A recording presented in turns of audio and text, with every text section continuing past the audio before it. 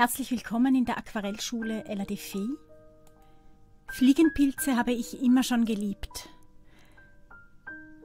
Obwohl ich sie recht selten gefunden habe. Dieses Jahr, wie wir weit oben in den Bergen Ferien gemacht haben,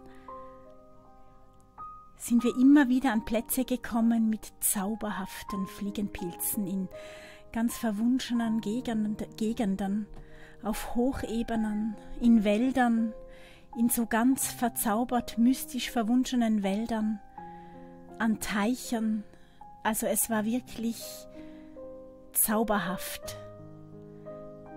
Der Boden war ganz oft bedeckt mit dieser wunderschönen Heide, diesem Heidekraut, und ja, es war schon ein bisschen herbstlich, es hat schon ein bisschen herbstlich angemutet. Nun beginnen wir mit unserem Bild, indem wir zuerst das Blatt anfeuchten, entweder mit dem Elastip oder aber mit einem Aquarell-Naturschwamm. Und dann tragen wir ein Kobalttürkis auf im oberen Bereich des Blattes, und zwar nicht horizontal, sondern vertikal. Und es darf auch unterschiedlich intensiv sein. Es muss auch nicht komplett eine dichte, geschlossene Oberfläche sein, sondern wie ihr seht, komme ich jetzt von oben mit einem Undersea Green dazu, auch zwischen dem Türkis hinein und von unten mit einem Gelbgrün hinauf. Also so dass, ja, wir haben jetzt verschiedene Mischungen, verschiedene Schichten, die sich da so ein bisschen verbinden, und dadurch entsteht eine Waldstimmung, eine schöne baumige Waldstimmung. Von unten, ganz unten, auch noch ein bisschen ein Undersea Green dazu und auch von oben, so dass die dunkelste Farbe oben und unten liegt und man dazwischen hellere Farben verwendet. So ist ein Bild gehalten, wie gerahmt. Und ihr seht, ich mal mit dem Elastip, ich ziehe da so ein bisschen Undersea Green nass in nass jetzt auch noch hinein, so dass wir einfach, ja, dass es diese Waldstimmung hat. Nun kann man oben mit dem Aquarellschwamm und auch unten noch ein bisschen Blattwerk tupfen. Leider ist mir hier die Kamera ausgestiegen, so dass ihr den Arbeitsprozess nicht sehen könnt.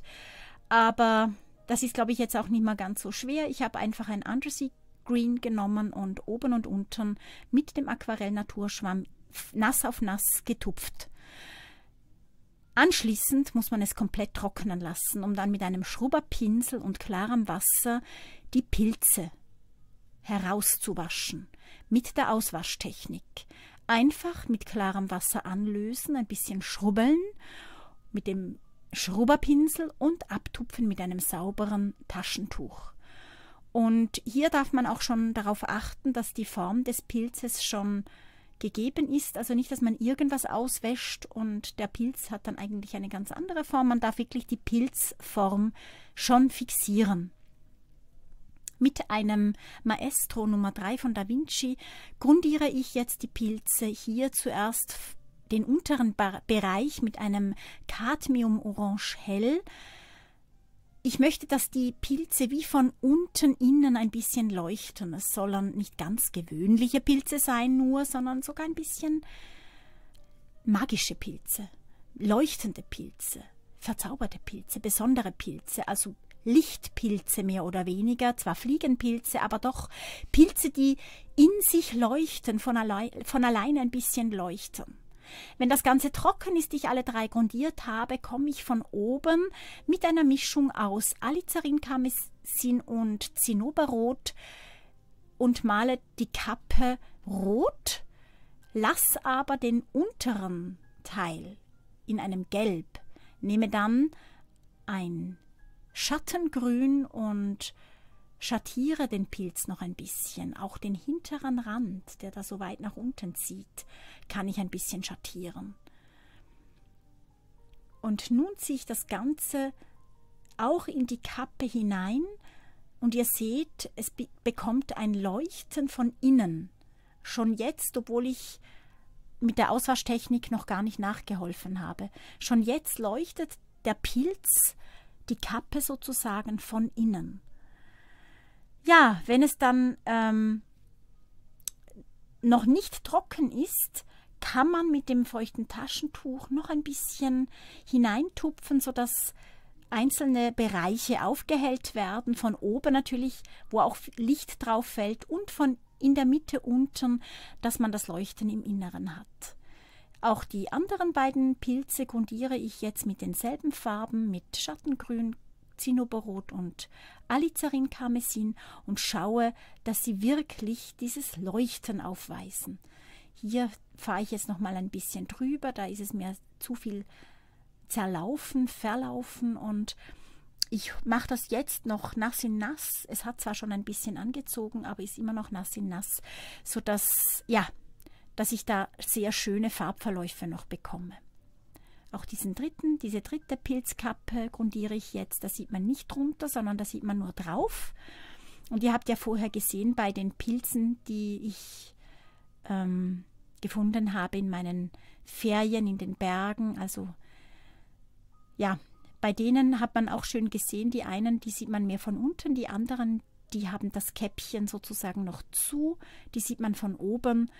Auch hier jetzt bei diesem großen schaue ich, dass wir wirklich wie von so unten hineinschauen können. Das finde ich, ja, das finde ich spannend, und ich schaue auch, dass mehrere Schichten auf den Pilzen aufgetragen werden. Das macht auch eine besondere Tiefe noch. Auch hier drin, habt ihr jetzt gerade gesehen, trage ich ein bisschen Rot auf, einfach, dass es auch von innen ein bisschen heller wird. Auch hier schaue ich, dass das Leuchten warm bleibt mit Gelb und Rot in der Mitte. Natürlich muss auch die Schattierung gut sein vom Stamm, vom Stiel.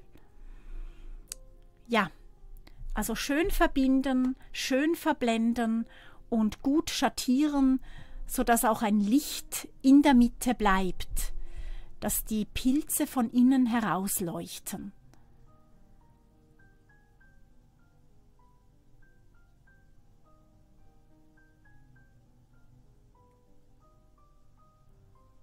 Ja, wenn ich diese Grundierung vorgenommen habe, lasse ich das Ganze trocknen und mache jetzt meine Auswaschungen. Also mit der Auswaschtechnik wasche ich jede Stelle aus, die ich ein bisschen erhaben haben möchte. Also wo ich möchte, dass das Licht drauf scheint.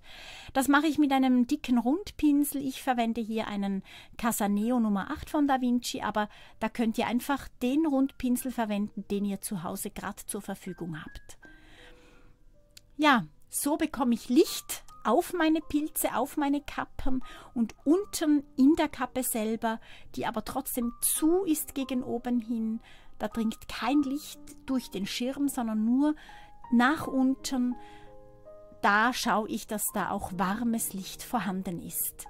Dass ich da warmes, schönes Licht erkennen kann, gegen unten hin.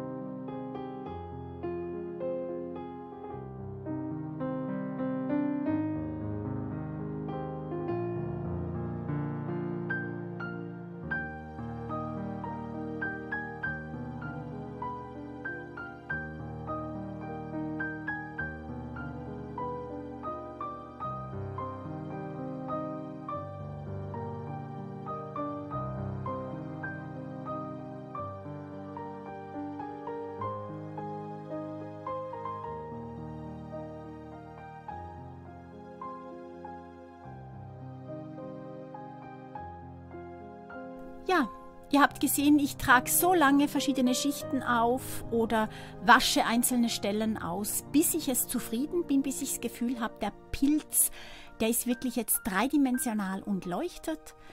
Nun nehme ich ein Deckweiß, ich nehme immer ein Gouache-Weiß von Schminke und tupfe diese weißen Stellen auf die Fliegenpilzkappen. Diese weißen Stellen sind unterschiedlich im Abstand und in der Größe. Dann sieht es natürlich aus.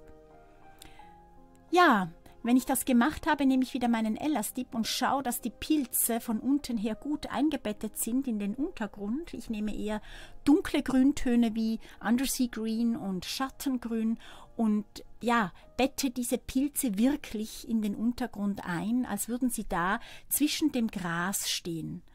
Gegen rechts und links kann ich noch mehr abdunkeln mit wirklichem Schattengrün und kann dann mit dem Stiel des Elastips da auch ein bisschen hineinkratzen, sodass ich auch dort helle Stellen drin habe und man meint, die Pilze, die leuchten, also das Licht von unter den Pilzen strahlt diese Gräser an, nach rechts und links hinüber. Dann nehme ich einen Aquarell-Naturschwamm und bringe in mein ganzes Bild noch Struktur hinein. Blattstruktur sozusagen, so ganz fein verästelte Strukturen. Ich schaue, dass von oben und von unten das Bild gerahmt ist mit dunkler Farbe, also mit Schattengrün, Undersea Green. Und dass ja die Pilze in der Mitte herausleuchten und alles so ein bisschen gehalten ist von oben und von unten. So lange tupfe ich, bis ich das Gefühl habe, jetzt ist das Bild gut gerahmt. Jetzt sind die Pilze wirklich schön eingefasst und können sich wohlfühlen.